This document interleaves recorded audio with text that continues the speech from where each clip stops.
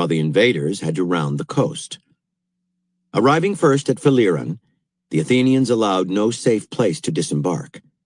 The Persians could have returned to Marathon, but the arrival of the bloodied Athenian soldiers from the north must have told them they had already lost the battle there, and their spirits were broken. Retreat was the only option. There will be times in life when you face a powerful enemy, a destructive opponent seeking your undoing, a slew of seemingly insurmountable problems hitting you at once. It is natural to feel intimidated in these situations, which may paralyze you into inaction or make you wait in the vain hope that time will bring a solution.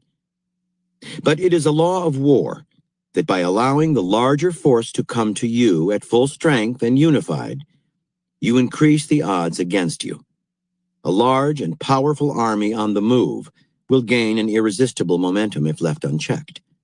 You will find yourself quickly overwhelmed. The wisest course is to take a risk. Meet the enemy before it comes to you, and try to blunt its momentum by forcing or enticing it to divide. And the best way to make an enemy divide is to occupy the center. Think of battle or conflict as existing on a kind of chessboard. The chessboard's center can be physical, an actual place like Marathon, or more subtle and psychological. The levers of power within a group, the support of a critical ally, a troublemaker at the eye of the storm. Take the center of the chessboard, and the enemy will naturally break into parts, trying to hit you from more than one side.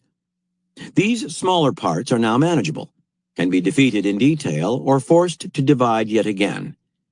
And once something large is divided, it is prone to further division, to being splintered into nothingness. By Miyamoto Musashi.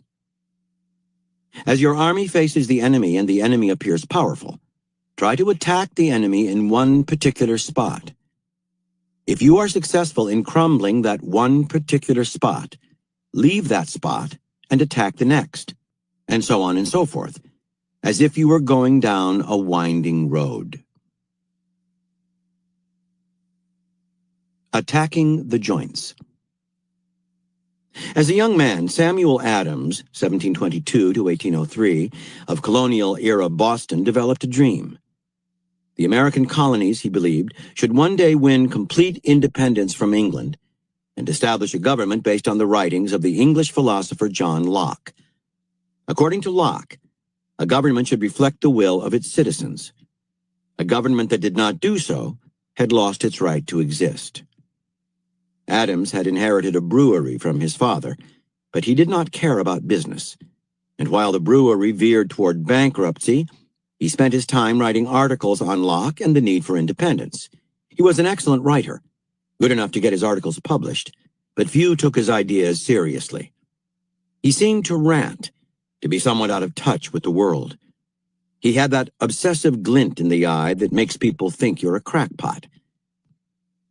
The problem was that the ties between England and America were strong. The colonists did have their grievances, but there was hardly a clamor for independence. Adams began to have bouts of depression. His self-appointed mission seemed hopeless. The British desperately needed money from the colonies, and in 1765 they passed a law called the Stamp Act. To make any document legal, American businesses would be required to purchase and affix to it a stamp of the British Crown. The colonists were growing ticklish about the taxes they paid to England. They saw the Stamp Act as a new kind of tax in disguise, and a few disgruntled voices were raised in urban taverns. Even so, for most, the issue seemed minor, but Adams saw the Stamp Act as the opportunity he had been waiting for his whole life. It gave him something tangible to attack, and he flooded newspapers throughout the colonies with editorials, all fulminating against the act. Without consulting the colonies, he wrote, England was imposing a new kind of tax, and this, in a memorable phrase, was taxation without representation, the first step toward tyranny. These editorials were so well written and so audacious in their criticisms that many began to take a closer look at the Stamp Act, and they did not like what they saw. Adams had never previously gone beyond writing articles, but now that he had lit this fire of discontent, he saw the urgency in stoking it further with action. For many years he had fraternized with working-class people considered riffraff by polite society, dock workers and the like. Now he banded these men into an organization called the Sons of Liberty. The group marched through the streets of Boston, shouting a slogan Adams had coined: "Liberty, property, and no stamps." They burned effigies of political figures who had promoted the Stamp Act. They distributed pamphlets containing Adams's arguments against the act. They also worked to intimidate the future distributors of the stamps, even going so far as to destroy one of their offices. The more dramatic the action, the more publicity Adams would earn, publicity into which he could insert arguments against the act. Having gained momentum, the relentless Adams would not stop. He organized a statewide work stoppage for the day the act was to become law. Shops would close, the courts would be empty. Since no business would be conducted in Massachusetts, no stamps would be purchased. The boycott was massively successful. Adams's articles, demonstrations, and boycott made a splash in England, and there were members of Parliament who sympathized with the colonists and spoke out against the Stamp Act. Finally, King George III had had enough, and in April 1766, the act was repealed.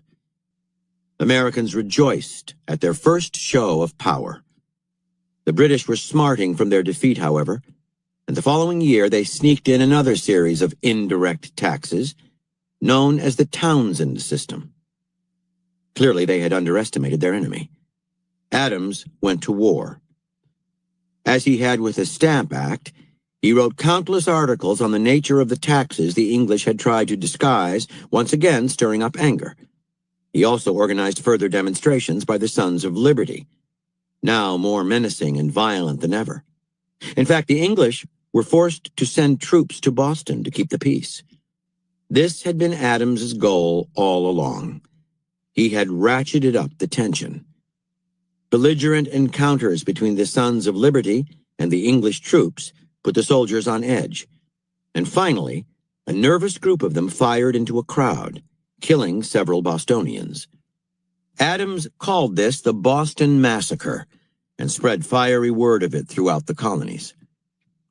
With the people of Boston now bubbling with anger, Adams organized another boycott. No citizen of Massachusetts, not even a prostitute, would sell anything to British soldiers. No one would rent them lodgings. They were shunned in the streets and taverns. Even eye contact was avoided. All of this had a demoralizing effect on the British soldiers. Feeling isolated and antagonized, many of them began to desert or find ways to be sent home. News of the problems in Massachusetts spread north and south. Colonists everywhere began to talk about Britain's actions in Boston, its use of force, its hidden taxes, its patronizing attitude. Then, in 1773, Parliament passed the Tea Act. On the surface, a rather harmless attempt to solve the economic problems of the East India Company by giving it a virtual monopoly on the sale of tea in the colonies. The law also levied a nominal tax, but even so, it would have made tea cheaper in the colonies because the middlemen, the colonial importers, were to be cut out. The Tea Act, however, was deceptive in its effect and confusing, and Adams saw in it a chance to apply the coup de grace. It would ruin many colonial tea importers, and it did include a hidden tax, yet another form of taxation without representation. In exchange for cheaper tea, the English were making a mockery of democracy. In language more fiery than ever, Adams began to turn out articles opening up the old wounds from the Stamp Act and the Boston Massacre. When East India Company ships began to arrive in Boston at the end of that year, Adams helped to organize a nationwide boycott of their tea. No dock worker would unload the cargo. No warehouse would store it. Then one night, in mid-December, after Adams had addressed a town meeting about the Tea Act, a group of members of the Sons of Liberty, disguised as Mohawk Indians, body paint and all, erupted in war whoops, charged to the wharves, boarded the tea ships, and destroyed their cargo, cutting open the cases of tea and pouring them into the harbor. All of this done with great revelry. This provocative act, which later became known as the Boston Tea Party, was the turning point. The British could not tolerate it and quickly closed down Boston Harbor and imposed military law on Massachusetts. Now all doubt vanished. Pushed into a corner by Adams, the British were acting just as tyrannically as he had prophesied they would. The heavy military presence in Massachusetts was predictably unpopular, and it was only a matter of months before violence erupted. In April 1776,